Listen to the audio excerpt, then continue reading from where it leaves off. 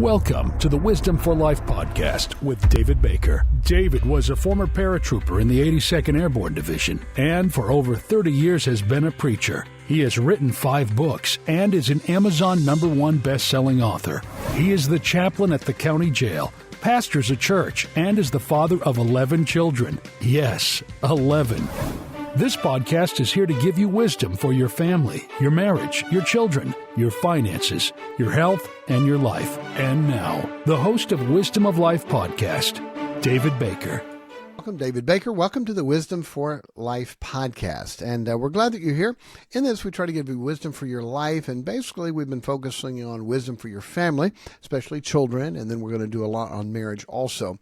And so we just started last week going through 20 problems that children have. I want to give you a little wisdom and advice and help with all of that. And then we're going to go into 20 problems that teenagers have. Some will overlap. And then 20 problems that adult kids have. Okay? You mean adult children have problems? Oh, yeah. If you don't have any yet, you will. So adult children's problems are usually bigger, more costly, and need more help if you can help them. So I'm going to jump right in. And all we got to last time, and I try to make these short. I want to give you, I don't want to overload your mind. I want to give you practical things that can be helped and put together. So we talked about academic struggles, and we started on bullying, okay? And just a quick, I don't want to spend the whole time on what I did last time, but it's the key and most important. You got to have an open communication. You got to know what's going on. If you know what's going on, then you can fix it or get with people that can fix it. If you don't know what's going on, that's what's bad. So many times kids will not tell about the bullying because they're afraid of what we're going to do. We're going to be the bull in the china closet. We're going to go in and mess things up and create it worse for them. They have to know you're not going to do that. They have to know by you trusting that, by them trusting you and building the relationship where they know if there's a problem, no matter what, they can come to you. When they come to you with a problem and you don't handle it the right way, forget it. Forget it. You have to now build that trust back up again.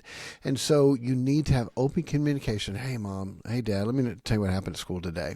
And I don't want you to, they're afraid to do that because they're afraid you're going to go nuts on somebody. You're going to go to school in the classroom, pull the kid out by his ear and give him what for. And now he's dead. His life's over. And so build that trust. Okay. So next, educate your child about bullying. Let them know the different types of bullying. Online bullying, okay? It's a big deal. We'll talk more about that. Let them know what kinds, when it's physical. Educate them on the types of bullying that are out there and what to do and how to handle those. And some you can win them over. One of the best things that can be done is to make the bully a friend. To make the bully in someone that now is not going to be an enemy anymore. There's different ways to do that, but the Bible talks about in people skills, okay? A gift in secret pacifieth anger. A soft answer turneth away wrath. Agree with thine adversary quickly. To teach your kids those type things, you're not the guy they want to pick on. You're not the guy they want to bully. You're the guy that gets along and encourages and helps everyone.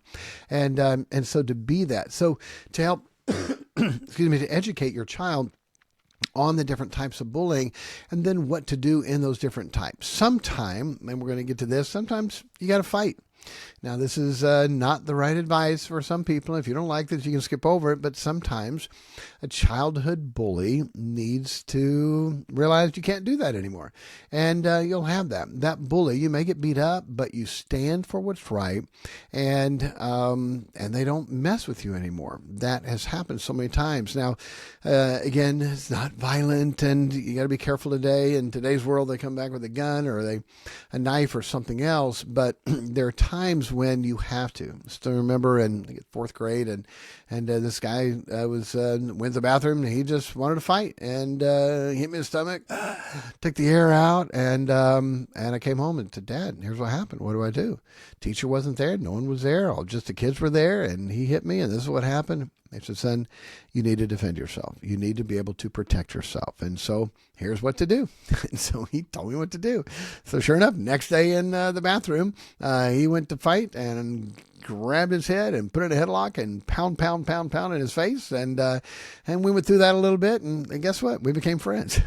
And he's still around. We joke about it to this day. Hey, no big deal. And again, it's a different world, and that's not the first thing to do, but sometimes you have to teach that self-defense, to teach how to be able to protect yourself. There's some things with jiu-jitsu and some mixed martial arts that not even just fighting, not even striking as it's called, but just being able to take what they're doing and put them in a hold where they're not going to do that anymore. It fixes those, okay? Someone in an armbar or guillotine or naked choke or something like that, those things, when you know how to do them and they're done correctly, diffuse the problem without having to fight, without having to beat up somebody.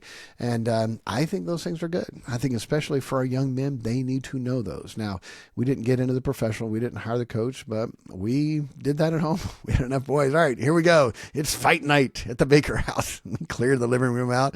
Your wife let you do that? Yes. Did she want it? Probably not. But boy, we did it. And we paired them up. And you can't get mad. You can't get upset. But boy, they learned so many things. And they became strong. And they carried themselves in a way where they know no one's going to be able to mess with them. And that helps protect a lot of that.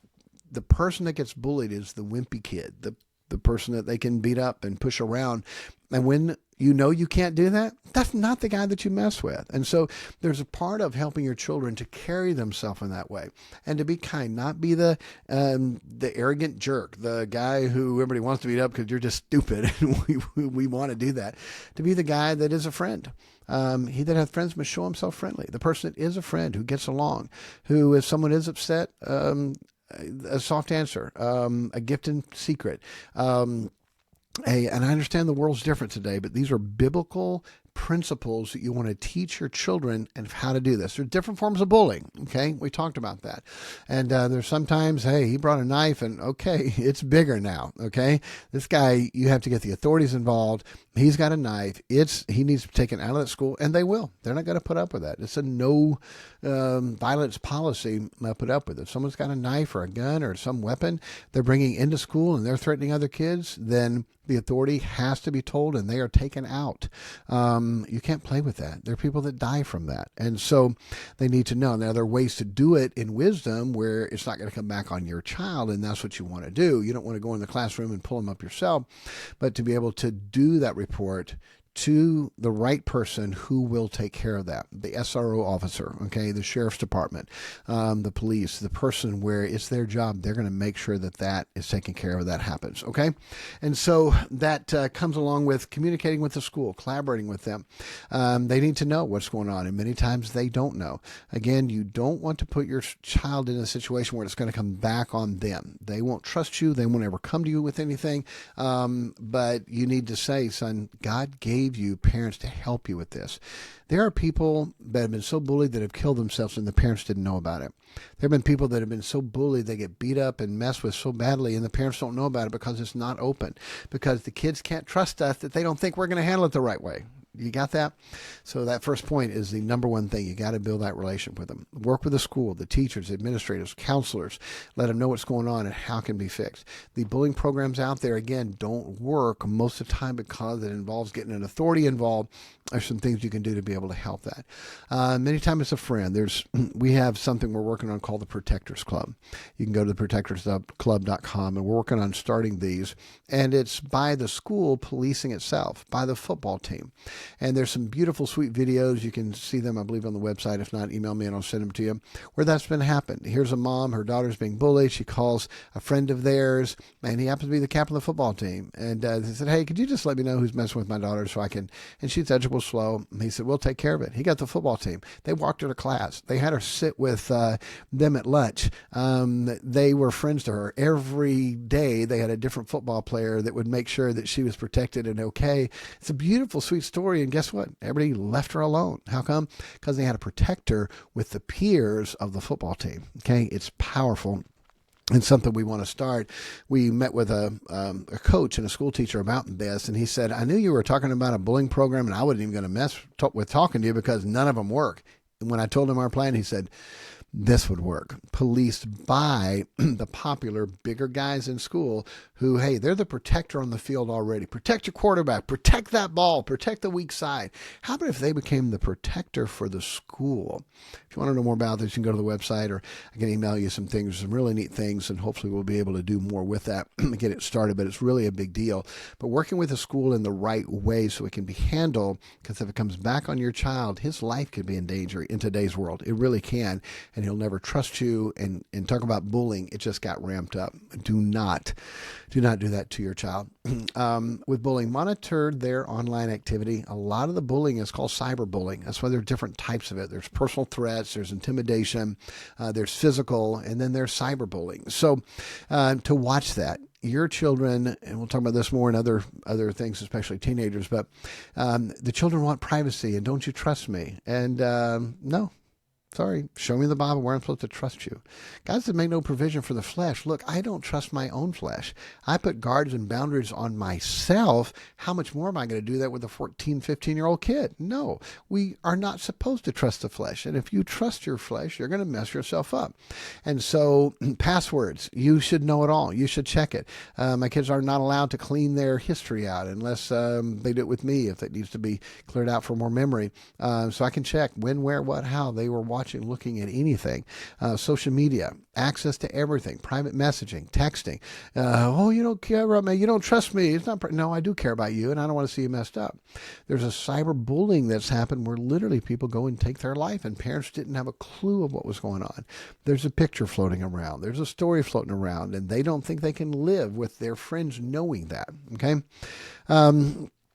So I'm going to give a big answer at the end, and I don't want to dilute it with what we're dealing with now, but there's a big answer that I think it should be something that we do a lot. So monitor their online activity, realize cyberbullying is there and what they do. If you need to, professional help with counselors, teachers, coaches, anyone who can.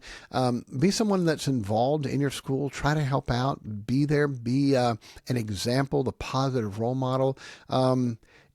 Anytime I've ever been around teenagers, no matter what, no matter how far left, right, crazy world background, I'm real with them. And I talk real with them. And there's a respect with them. Be part of that. Be the kind of guy that, hey, I like your dad. You know, man, your mom's okay. Hey, she's pretty neat. That does help and affect and respect that. And so being able to be that person, be involved, be that positive role model in the school with the kids to be able to help with that without threatening a kid. You ever look at my kid, I'm going to kill you. You know, that's going to ramp it up. Now you got problems with their parents because they're going to come defend their child because you're bullying them. So you got to be careful about all that, but be a positive role model in the school with the kids and let them know that that can help a lot to push those things away. Work with other parents, parent to parent. Hey, it's not your kid, it's not my kid, but our kids have a problem. Let's fix this. Hey, let's do an activity together.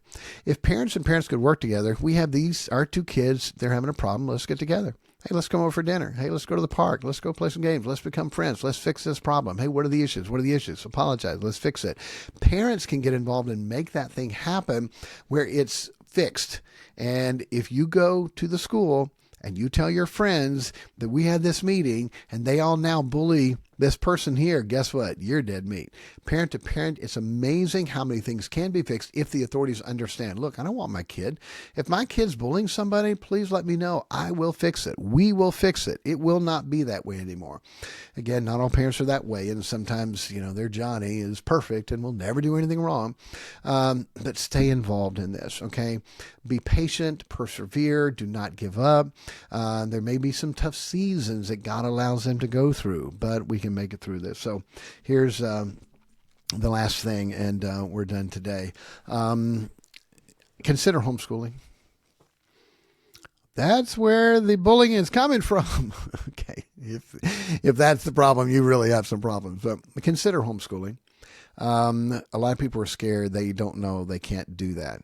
When people give us a hard time, look, I've got a master's degree in education in school administration. My wife has a master's degree in education in secondary ed, and she is a teacher and taught in schools, and our kids have a great education.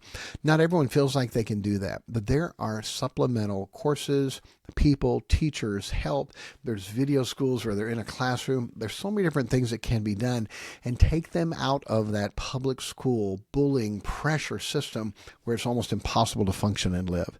And I would strongly consider that. Even in Christian schools, there's a lot of bullying. We had a Christian school, good academic school, but my wife saw my kid's arm one day. Thank you for listening to the Wisdom for Life podcast. If you have any questions for us, email us at askPastorDavidbaker@gmail.com, and we will answer them in an upcoming podcast. The email is askPastorBaker@gmail.com. The kid just wants to fit in. He wants to be accepted with the older kids, and that can happen even in a Christian school. Okay, so consider homeschooling. Not just to protect your child, but where you can nurture them and bring them up in the nurture and admonition of the Lord. Since we've done that, it's been so much better for our kids academically, school-wise. There's so much more they can do. My wife's a piano teacher, and I wanted my boys to learn work and construction, and they never had time. Christian school, too busy. Now they can get their schoolwork done earlier. There's no other distraction, and now my kids, they know how to play piano, cello, violin, other instruments. They learn how to work. They learn how to do trim, finish carpentry. 19 years old, making $35 an hour because there was time to teach them other things besides the basics of being in school all day. And so one of the best decisions we have ever made for our children as pastor with the Christian school that we ran was to pull our kids out and to homeschool them. And so, and it wasn't gigantic bullying, and all that. It was just, what do we feel like is best for our children? So, I'm not the parent of your children. I'm not most of your pastor or any authority, but pray about it. Consider it. Look into it. I am the vice president of Independent Baptist Online College, and we're working on some things to help and teach and train people. By next year, by the summer, we'll have that, and we can help you to be able to know what to do and how to do homeschooling for your children and for your family. And again, for us, it's been one of the biggest blessings that we've had. And I've talked to so many homeschool families that say the same thing. Now, you need a schedule, and you've got to make sure this gets done. If you don't have that schedule and you don't have the character, your children are going to suffer for life academically and character-wise and all. So you got to step that up. But it can be done and be done in a great way. Okay? All right, we're going to take off, sort of done with bullying. Okay, we're going to take off next time with friendships, okay? Kids, problems, friendships. So we'll go through these 20 things. They all won't be this long, but bullying is a gigantic one. I wanted to take the amount of time on that we needed to, and because it's a big deal and can destroy a child's life if we're not careful. All right, God bless. Take care, and we'll talk to you next time.